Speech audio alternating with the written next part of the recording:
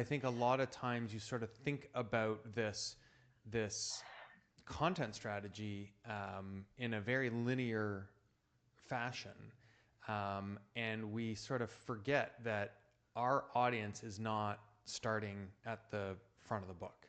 They're engaging with us different touch points along the way: social media, a quick landing page, an email message, their own research, product information, service delivery, the information they get after they become a client.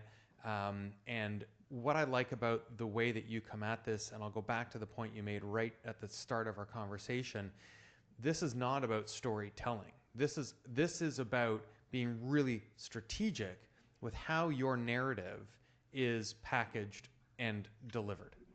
Yeah, and understanding how it is consumed.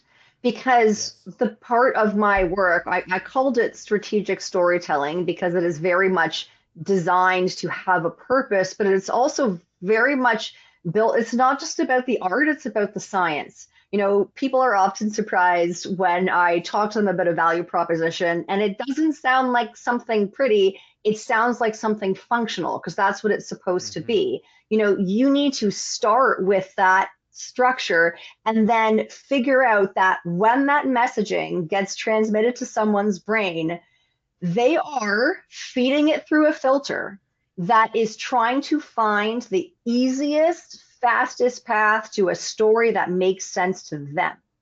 And that is not a process that can be based entirely in fact. It is by design married to emotion as well.